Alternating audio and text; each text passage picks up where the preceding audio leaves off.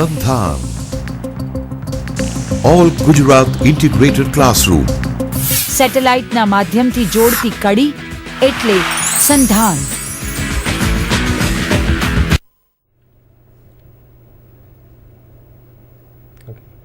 Namaskar and good morning all viewers of SANDHAN BISAG program. This is an integrated classroom of Gujarat, as you all know, and today we are going to talk about characteristics of the modern age. I am Bhavin Purohit and beside me sits Dr. Chaitanya Desai.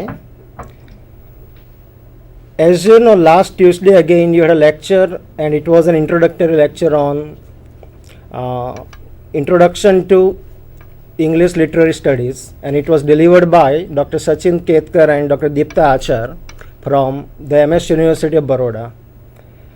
Now they inaugurated the whole discussion on English Literary Studies, and by this particular word, English Literary Studies, we mean actually a lot of things. English literature means something written in England during a particular period perhaps. English literature is something written in the colonies of 19th century and again 20th century. For example, India also. English literature is something which is available in translations, for example, from different languages of the world. So today we mean a lot of things by English literature. Now, as you know that by literature we mean that literature is a cultural text and literature is again a language text. By language text I mean that literature, every literature, whether it is Gujarati or Marathi or English, it needs some language in order to be articulated. At the same time it also needs some culture, English culture for example in our case. So we, by this particular broad understanding of literature, that literature is a cultured text, today we are going to talk about the modern age, which also determines or anticipates a particular culture. And by the modern age, as you can see on the slide, that characteristics of the modern age, in the bracket the dates are given 1890 to 1950. Now don't think that this is the perfect or the ideal dates before you, but roughly speaking, what we call the modern age or what we call modernism in English literature somewhere began during this particular period, in this particular perhaps decade. And perhaps today we live in a different world perhaps, and we call it the postmodern age. And perhaps we can say that it ended at a particular moment perhaps in time. And that's why now when we talk about modernism, somehow historically we become specific because we have to talk about a particular age. So ism here is a cultural thing, it is ideological thing, and it again covers a particular period of history also. Now when we talk about modernism, certainly there comes in our mind a few words. For example, modern, modernity, modernization, modernism. Now we will see that how this particular period, modernism, is a period with distinctive features in the subjects, forms, concepts and styles of literature and other arts. And when we use this particular 3 or 4 terms, modern, modernity, modernization, modernism, perhaps we mean that, or we want to say that it is a deliberate or radical break with some of the traditional bases of Western art and culture. Not only art but culture also.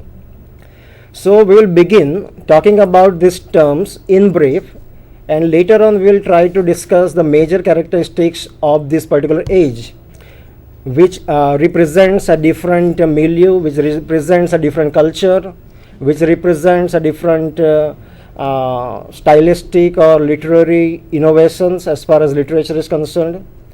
So by modern, this is a dictionary definition, and by modern we see that something of the present time or recent times, something which is contemporary, you can say. So, and again, as you see, the other meaning of this particular term is new and intended to be different from traditional styles. Now, see, these two meanings are again very important. Something which is contemporary and something which is different also, which is intended to be different. Now, the second meaning is, I think, very important as far as the whole talk is concerned, because the modern writers, the playwrights or the poets or the novelists, they actually deliberately and very radically differed from the earlier writers, especially the Victorian writers or the Romantic writers of 19th century. Now we go forward and see some other meanings of the word modern. You can see that this particular term modern has both positive as well as negative meanings. Number one is a positive meaning, and it means that using the latest technology, designs, materials, etc. For example, you use a mobile phone, for example, or you have a latest laptop, for example. So something which is latest, technologically speaking, so that is called a modern. I have got a modern laptop, for example. Now the second meaning is something disapproving. It is negative, new and not always accepted by most members of society. And I think this is what exactly happened with some of the modern writers also, or some of the modern philosophers of 20th century. They were new, and that's why they were not accepted by most members of society, because their thoughts were against the traditional concept of reality. Okay, for example, Sigmund Freud. So he was against the traditional notion of reality, the way we thought about our consciousness, the way we understood reality, the outer reality especially. So we see that the word modern is a great paradox, in other words. So talking about modernism will be again a paradoxical kind of talk also. Okay, we will speak in favor of modernism perhaps, or will speak against a particular culture, because this is what the poets did or the novelists did. Some of them spoke in favor of 20th century modern culture, and some of them actually spoke against it. Now later on, now we turn to another word, that is modernity. Now you see, this particular term modernity is something very important, and as you see, the idea of modernity is very closely associated with culture, what we mean by culture or society. So you can say that there is modernity in our thoughts, okay, there is modernity in our ideology, and we see that modernity poses some opposition to some historical epoch. For example, 20th century postmodern critic, there is a critic called Habermas, and he has dealt with the idea of modernity, and you see that he says that when you talk about modernity, modernity is not something restricted to 20th century experience. Modernity, or the word modern itself, is again a very relative term. In other words, it is not a fixed term with fixed meaning, that only 20th century, the first half of 20th century is modern period. Okay, you cannot freeze the meaning of the term, in other words. And that's why what we see is that earlier there was the pagan past in European culture, and there is again the beginning of Christian period at about 5th century. So you can see that by Christian period I mean that how the teachings of the Bible, okay, they are largely accepted in the masses, and people follow this particular religion. Now religion becomes institutionalized. So earlier, before 5th century or during the pagan period, religion, Christianity as religion was not perhaps institutionalized, and that's why you can say that this particular period of Christian epoch is a modern period as compared to the earlier old pagan period where there was no institutionalized religion. People didn't follow any such institutionalized religion. They didn't have the concept of religion as such. Now later you can see that there is an opposition between Middle Ages and the Renaissance. Okay, Renaissance is again a period, as you know, there is a Renaissance movement. The students of English literature, they read a paper on English literature, the history of English literature, and then you come across this particular word, the Renaissance. Now what is the Renaissance? Okay, it is a revival of new learning, it is a revival of new thoughts, it is a revival of new ideology again. This is the period where there is the rise of science also. So naturally we are actually moving from one set of minds to different set of minds. This is what we call the Renaissance. Okay, you have a number of religious people, radical peoples actually, who challenge the foundation of religion, the foundation of culture also, the way we thought earlier. So we can say that the Renaissance period is a modern period as compared to the Middle Ages, where people had thought, people believed in some typical religious religion, which was institutionalized religion, which was perhaps full of superstitions also. Now later on we come to the period of enlightenment, that is the period of about 18th century European period, the Enlightenment. And now the Enlightenment, and on the other hand you have the modern period that begins at the end of 19th century and which spreads perhaps up to 1950 or 1960s, as different people have understood modernism in different ways. So this particular age is a modern age because it is new in nature again, and it is different from the earlier period, the Enlightenment. So during the Enlightenment we had certain beliefs about reality. Okay, Enlightenment is a period where we started believing in the idea of reason. Okay, we thought with reason. For example, that there is a very famous sentence that by Descartes, that I think therefore I am. Okay, my existence is based on my reason, thinking. If I am not thinking, I am dead. So the faith in reason is actually the major characteristic of the Enlightenment period. So Enlightenment actually had certain forms. It believed in some structure also, the structure of understanding, thinking, life also, and which also believed in some kind of progressive reality, that the world is a progressive reality. It has to achieve some goals at the end. So these are some basic motives of the Enlightenment, and we see that during the modern period somehow we differ from this particular belief, the firm belief in the this particular knowledge, understanding of reason, faith in reason, you can say. So the modern period, as opposed to the Enlightenment, is full of skepticism. This is, we will see. Okay, the faith is actually shattered, and now we think skeptically, even though there is the rise of science, new ideology, everything, but we look at the world with full of skepticism. Okay, we do not accept the foundations with all certainties. The very center is actually disrupted. There is a very famous line by W.B. Yeats' poem, Things Fall Apart. Okay, the center cannot hold, things fall apart. So you see that how the 20th century writers and other people, painters also, the musicians, the sculptors, for example, they thought differently. They thought differently from the other people.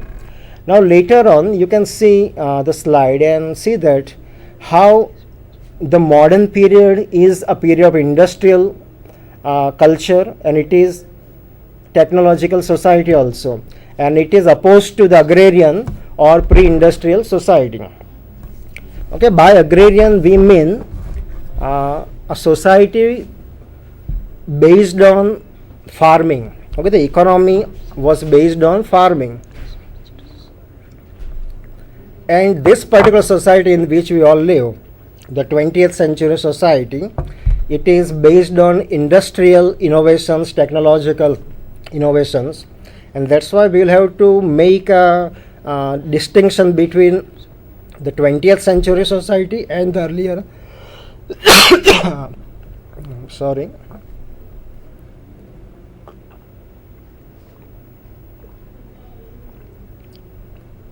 the earlier pre-industrial society.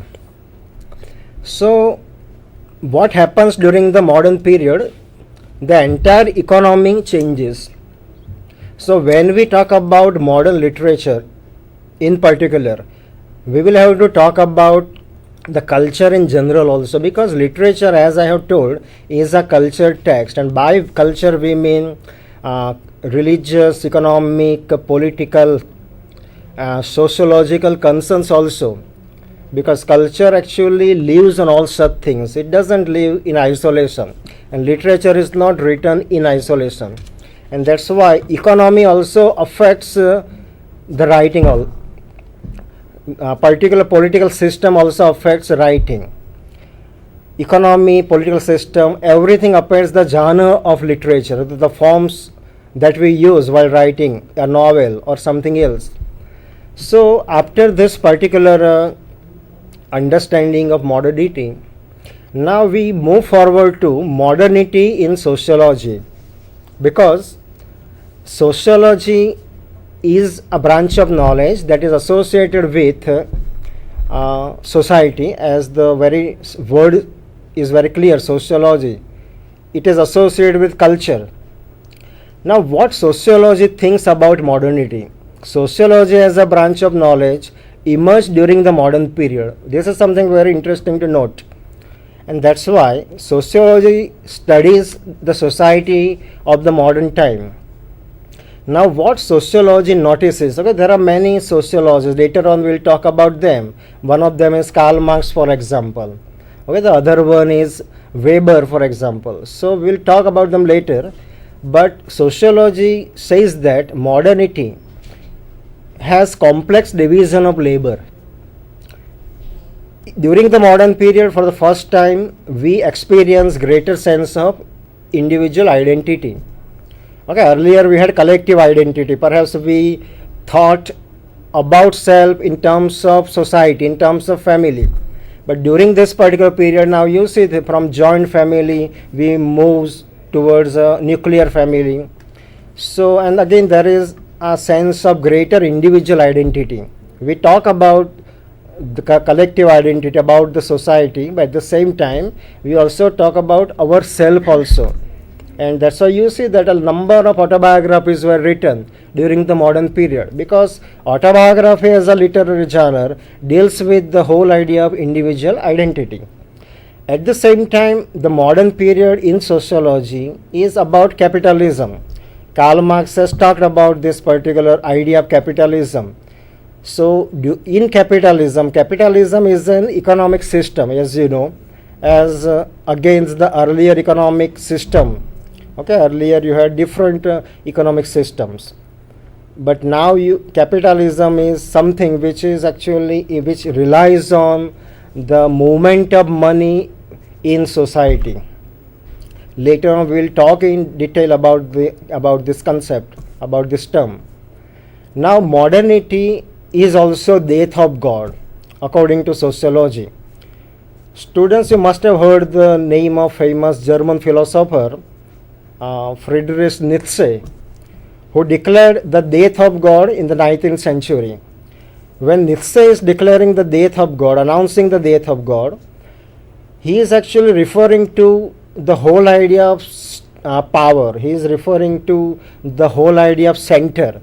Right? God is at the center in religion, and that's why there are many centers existing in our life. So there are many gods existing in our life. Religion is one of them, political system is one of them. So he is perhaps challenging the very idea of center by announcing the death of God. At the same time, you see that earlier you had monarchy, feudalism. So modernity announces the death of monarchy, kingship, for example. Okay, earlier feudal system where there was no democracy as such. So the entire political system was different during the medieval period or even during the Renaissance. But with the rise of modernism, now everything is actually shifting. The center is actually changing. whatever was there at the periphery, at the margin, is now coming towards the center in some different ways. Now earlier we lived in homogeneous community. Okay, homogeneous community means collectively we lived. The center of economy was perhaps home. We used to prepare things at home. Now instead of home, we now things are produced in factories. So now that homogeneity is actually broken, and there is fragmentation, there is isolation also. Later on you see that how with the rise of modernity, urbanization rises. Okay, there are more cities as compared to earlier ages. There are more metropolitan cities in Europe, and with urbanization you have many other problems too. Okay, flavor in different terms, for example isolation. So urbanization brings some different values also in our life. The entire socialization also changes. Now we talk about a few sociologists, for example Karl Marx. Now for Karl Marx, modernity is commodification, and when Marx talks about modernity, he talks about commodification of culture also, commodification of everything which is present in our culture, commodification of literature, for example, commodification of fashion, for example, commodification of food also. So everything is commodified, everything has a selling value now. As you know that now water is sold in our particular postmodern world. So water has now turned into a commodity. Okay, it has become sellable thing. Earlier water was not a commodity. So with a different culture or with different era, you have different things which are commodified. Now later on we see that modernity and Max Weber. Max Weber is again a very important modern sociologist, and Max Weber thinks that modernity is rationality. Now earlier during the Enlightenment we talked with reason, but now during this particular period modernity, now there is perhaps more reason, and with reason there is perhaps more skepticism also. The traditional notion, the belief, the trust in religion, for example, is questioned by Max Weber and all other people. Now there is another important sociologist, Durkheim. Now for Durkheim, modernity is differentiation and stratification. Now this is an important term to understand, differentiation. By differentiation, Durkheim means that we live in a plural world. Okay, earlier we live in a homogenized world, but now we live in a different plural world with plural ethnicities, and this is what is called plurality of life, and this is what is called differentiation, that we are different from other people in terms of life, in terms of using values. Okay, ethnicities also. So everything, something which is different is actually appreciated. And when we talk modernism in literary sense, we will say that how modernism is not a singular movement. On the other hand, we will say that modernism is a pluralistic movement. There are a number of movements present during the modern age, and there were small coteries. Okay, people working in Britain, for example, some of them working in France, some of them working in Germany, and different parts of the world, and they were producing something different, something new together simultaneously. So together they produce modernism. So modernism is not a concept which is restricted, which has got one meaning also, or which has got one locale. For that modernism is something which happened in England, but on the other hand you can say that this is a global movement, and it spread across the world with the passage of time. And that's why you can also talk about modernism in Indian literature also, or modernism in Gujarati literature. Now you see there is another sociologist, George Simmel, for whom modernism or modernity is actually city life and money economy. We have talked about it, and that's why we don't go into detail. Now, when you talk about the modern age, you cannot forget a person called Sigmund Freud. Okay, everybody knows that he was the father of modern psychology, and he discovered what we call the unconscious mind. Now, what is this unconscious mind? Earlier we had belief in the conscious mind, and now with Freud we believe in the unconscious existence of mind. So Freud talks about different human reality which is perhaps hidden, or which remain hidden till the Enlightenment or till the Victorian period. So now we see that how modern novelists, they use Freudian concept of the unconscious. Okay, they talk about dreams, the experience of dream. So dream is another reality. The outside reality is one reality, and the inner reality of dream is another reality. So now people, the writers, are moving inward. Okay, they talk about the inside reality, which was perhaps not reflected adequately in earlier literature. So Freud is a modern writer, and his concept of understanding of psychology, human mind, is actually very much used by writers like Virginia Woolf or James Joyce, many other writers of 20th century. Later we see that modernism and science, or modern age and science I should better say, and we have two major actually scientists. One is Einstein and his theory of relativity, the other is Heisenberg and his principle of uncertainty. Now these two scientists together, they actually challenge the earlier understanding of reality. Okay, earlier we had a very simple understanding of the world, that the world is fixed. Okay, it has got some fixed meaning to achieve. It is progressive in the Christian sense. But we see that with relative theory of relativity of Einstein, and with this particular principle of uncertainty, now our understanding of time, or our understanding of reality, now drastically differs from the earlier understanding.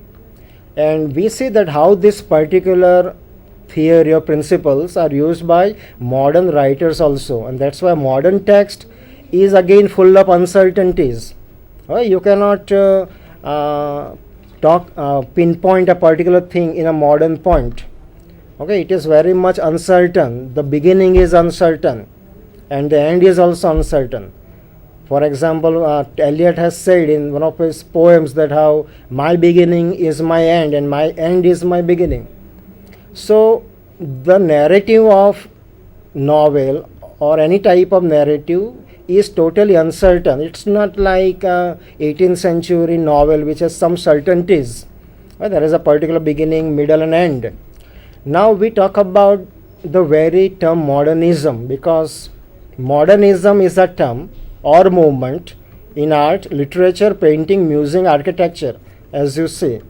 So this is actually a movement which is very much eclectic in nature.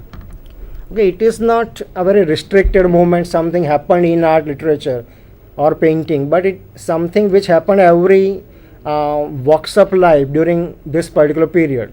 So there are modern writers, there are modern painters, modern musicians, and modern architectures also.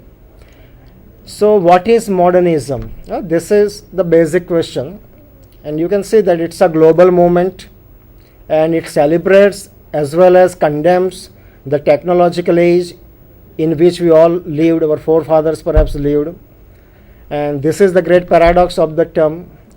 Now when we talk about modernism in literature, we see that an American poet called Ezra Pound, he said something very beautiful: make it new. Okay, this was the slogan given by Ezra Pound.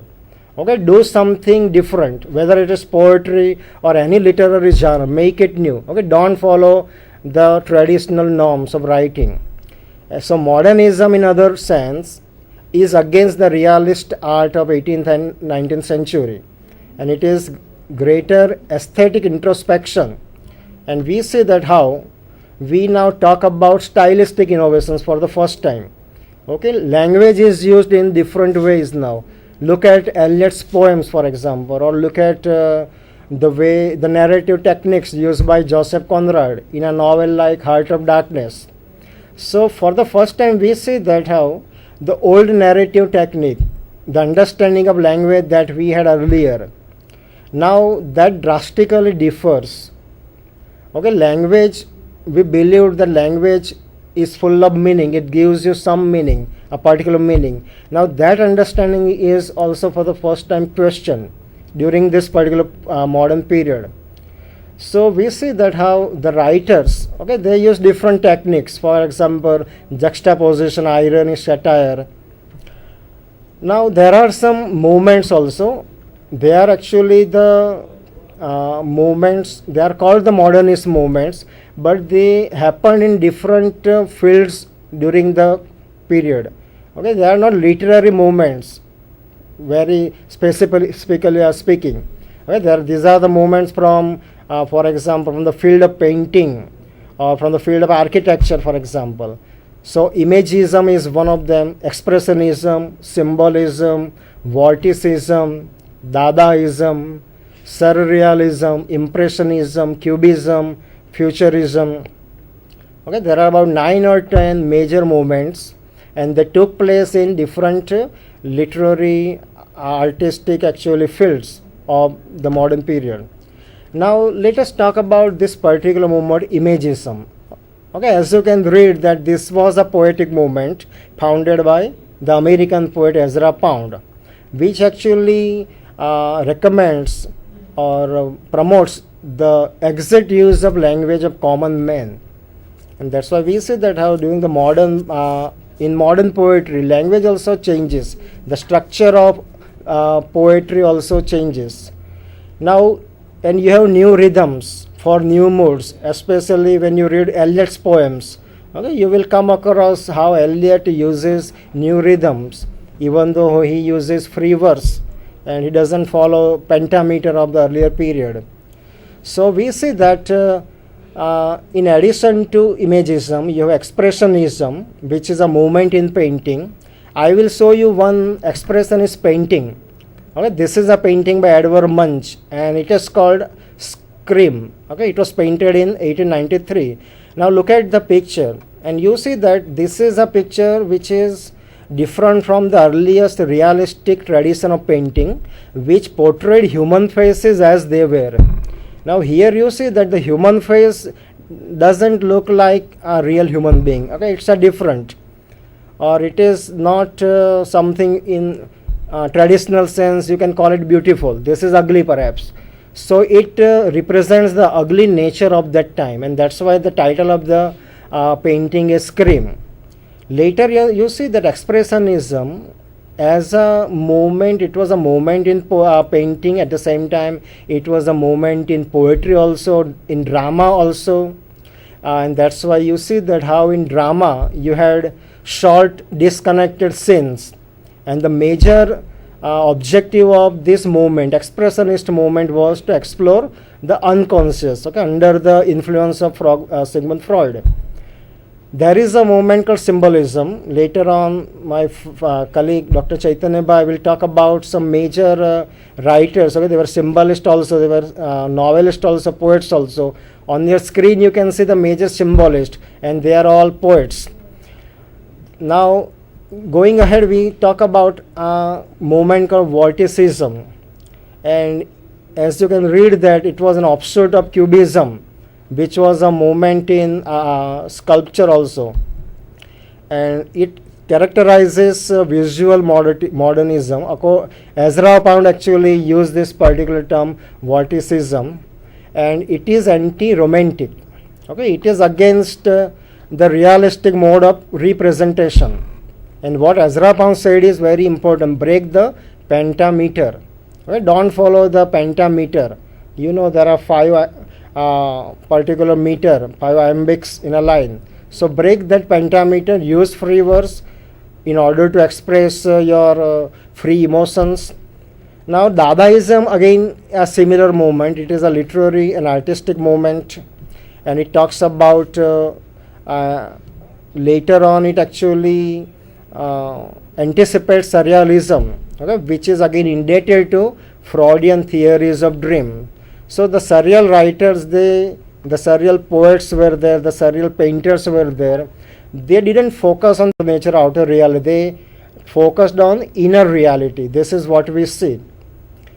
So they talk about automatic writing, okay, something which is determined by the unconscious, something which is not determined by the conscious mind. So these are certain basic movements of the period.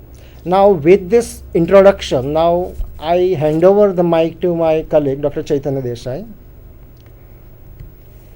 Well, dear viewers, Bhavin Bhai has nicely woven the theoretical background of the age of modernity in general. Now we shall take a bird's eye view of how these features are absorbed in the novel, drama and poetry of the period. The students of TYBA study the history of English literature from 1901 to 1965 as the modern age. This age is an age of rapid progress from steam energy to nuclear energy, telephone to cell phone, geographical discoveries to space explorations, industrial growth and development. All this gave the 20th century a wholly new temper and texture. On the other hand, this very period witnessed the wounds of two world wars, which included a neurosis, sense of loss and frustration. It shattered an optimistic faith and hope in human progress. A sort of collapse of civilization and cultural crisis gripped the entire period of writing. Third, popular journalism boosted cheap literature. It was commercialized. Market forces allowed for both continuity and radical experimentation and innovation in literature. Literary works are intensely self-reflexive, often fragmented, non-linear, breaking up in time frame and plots. An interest in subjectivity and the workings of human consciousness. Now we shall take up different genres one by one. Novel. First, the novel. 20th century is the age of novel. Modern age is essentially age of novel. We have great novels by great novelists like H.G. Wells, Henry James, Samuel Butler, George Gissing, Galsworthy, Joseph Conrad, Aldous Huxley, Somerset Maugham, James Joyce, Virginia Woolf, and so on. And the novels like The Way of All Flesh, Old Wives' Tale, Forsyth Saga, Tono Bungay, Lord Jim, The Razor's Age, A Passage to India, To the Lighthouse, and so on. These and such other novels covered a vast and variegated fields like science, history, psychology, sociology, war, etc., written with different approaches and in different techniques. Number 2, great stress on art form of the novel. Modern novelists have shown great consciousness of form. They rejected the irrelevancies of the Victorians, their moralizing and direct appeal to the dear reader of the story. Modern novels are not loose and rambling like the novels of Dickens and Thackeray, but have a compactness of their own. The third quality of novel is, novel became an instrument of social propaganda. This is very important to me. H.G. Wells, Galsworthy, Arnold Bennett concentrated their attention to the social problems of their time. It has a definite social purpose and aimed at the solution of domestic problems rising out of stress and storm of economic life of the middle and upper middle classes, because they also belong to the same group. The History of Mr. Polly by H.G. Wells exposed the educational imposture of the present day society. He advocated social reform in the field of education. Galsworthy focused on the conflict between materialism, Philistinism, and cultural values in Forsyth Saga, and advocated a reorientation of outlook for the proper appreciation of values of life. Number 4, preoccupation with the problems of life, the color and touch of realism in Edwardian fiction. H.G. Wells realistically presented the sorrows and sufferings of the draper's assistants in Kipps and Mr. Polly. George Moore presented a close and realistic study of the lower and more sordid side of life with great sympathy for the underdogs of society. George Gissing focused on the life of the poor people. 5. Reaction against realistic trend of Edwardian fiction and love for romance, adventure and exotic land. You may feel that we are entering into romanticism once again. Among these writers who popularized romance, the most significant were Joseph Conrad, Rudyard Kipling, Hogarth, Wayman, Maurice Hewlett. Conrad's novel struck a new note in English fiction. He presented scenes of tropical jungles and sea life in his novel The Nigger of Narcissus, The Heart of Darkness, Lord Jim, Rescue and Rover. His sea life tales are thrilling and stuffed with the aroma of romantic adventure and struggle with the forces of nature. His casualties are covered with romantic glamour and adventurous exultation. He emphasized the principle of fidelity in human relations and laid greater stress on moral values than material values. 6.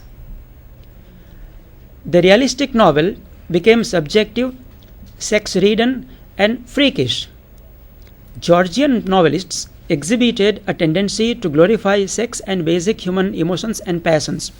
The works of D.S. Lawrence, Aldous Huxley, Somerset Maugham, and James Joyce treated physical side of sex in a blunt and matter-of-fact manner without attempting to hide the naked facts like Victorian prudes.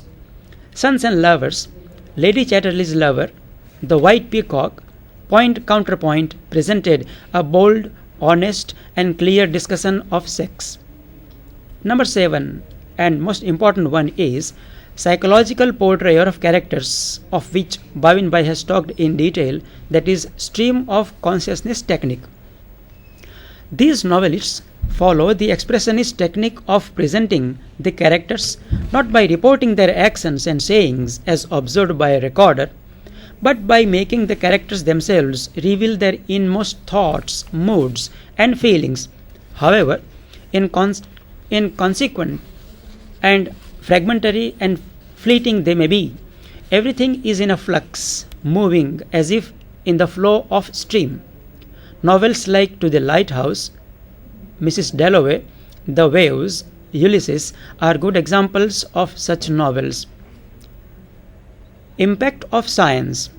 Science has considerably influenced the work of the modern novelists.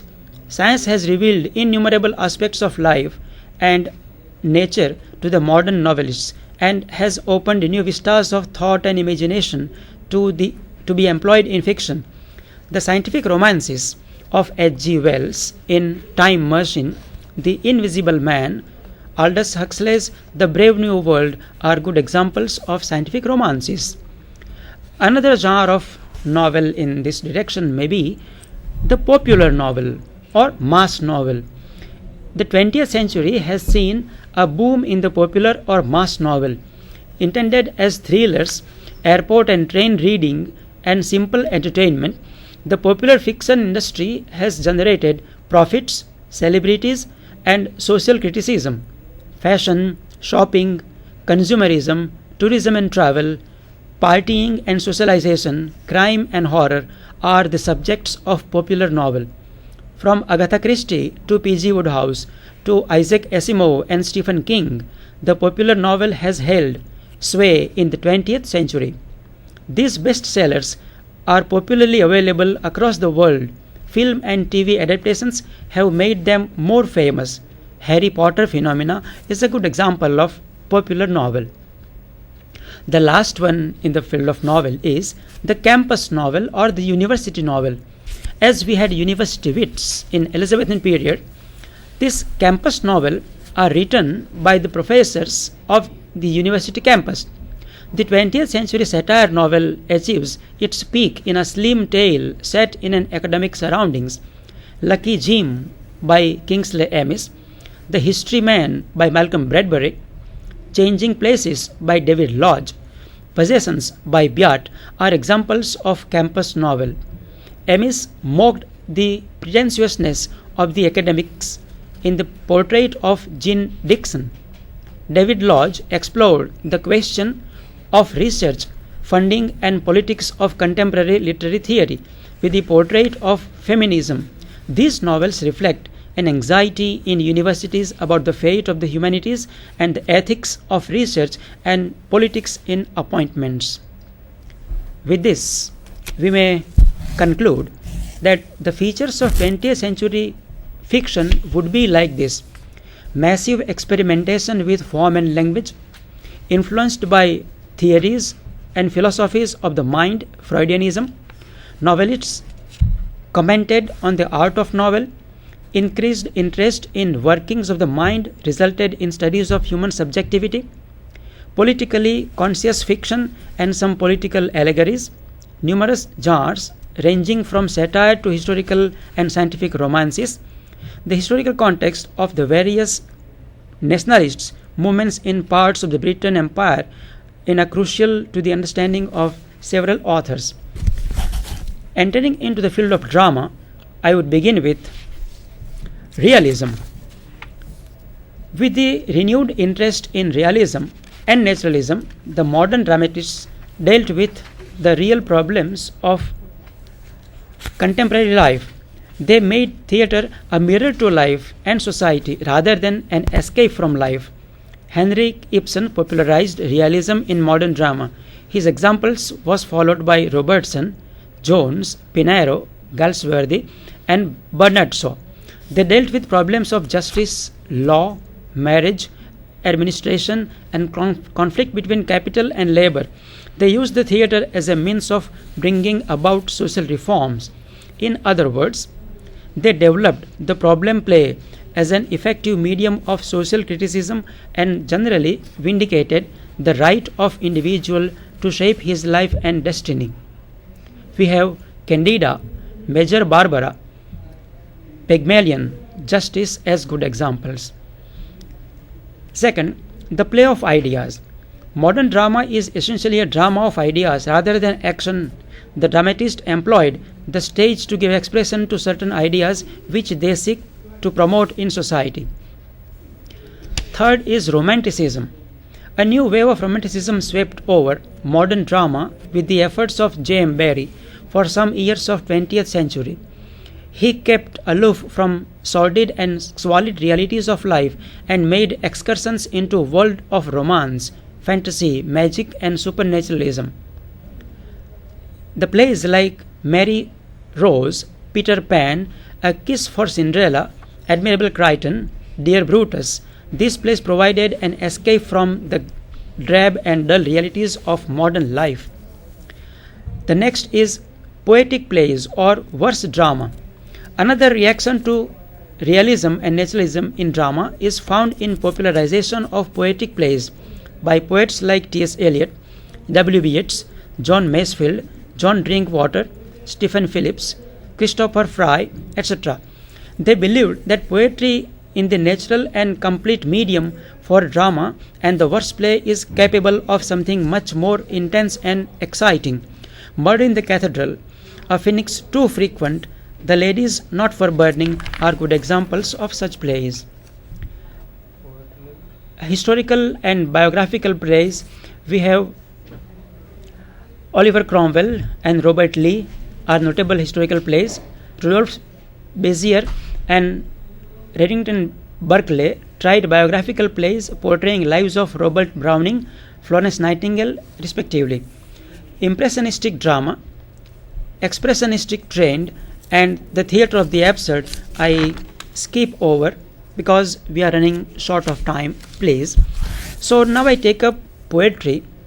In poetry we have a variety of themes. Modern poets have written poetry on almost all topics. They try to embrace the whole universe. They find inspiration from real life, the world of religion, mysticism, fairyland, and everything. We have wide variety of poems such as The Song of Train by John Davidson, The Charcoal Burner by Edmund Gosse, Machine Guns by Richard Adlington, Seekers by Masefield, Listeners by Walter de la Mare, and so on. Humanitarian and democratic note. The second point was, modern poetry is marked with a note of humanitarianism and democratic values. The modern poets interested in the life of laborers, toilers, workers, and common man and their sufferings. There is a note of sympathy and humanity for their miserable lot. Not only this, they also felt sympathy for animals, birds, and small creatures too. There is a note of universal humanism and anti-war arguments in war poetry. I avoid to give examples. The third is realism. Realism in modern poetry is the product of reaction against the pseudo-romantic of the last century and above the influence of science. The modern poets like Robert Frost in Gum Gatherer, W. Gibson in The Stone, and John Masefield in Cargoes, Robert Brooke in The Great Lovers, strike the note of realism in their poetry. The other 3-4 points which I like to cover and conclude is the romantic element and nature, pessimistic note and collapse of civilization, as Bhavin Bhai discussed it in detail. There is a religion and mysticism in modern poetry. With this, influence of various movements which Bhavin Bhai referred, futurism, vorticism, imagism, and so on. And we have movement poets like Philip Larkin, Kingsley Amis, D.J. Enright, John Wayne, Robert Conquest, Donald Davis, J.D. Scott, who formed a group and rebelled against the modernist tendency exemplified by Eliot and Ezra Pound to make poetry pedantic through the use of allusions, mythology, and intellectual references. They blamed the critic for deliberately preferring and popularizing difficult poets. This group of poets sought to simplify poetry by writing in the language of everyday life, even using foul language and slang of the street. Prose poems and verse poem or free verse poems, much of the modernist poetry is chopped prose, arranged in lines to resemble verse, forgetting Coleridge, modernism, and rejected the discipline of poetry. They try their hand on free verse and prose poems. With this, I would like to say that whatever movement Bhavin Bhai has discussed, they all have reflected in all these genres and even other types of writings of the modern age. I wish my viewers have grasped this topic well, and we have tried our level best to put forward the ideas on the features of modern age and how they reflected in different genres. Thank you very much.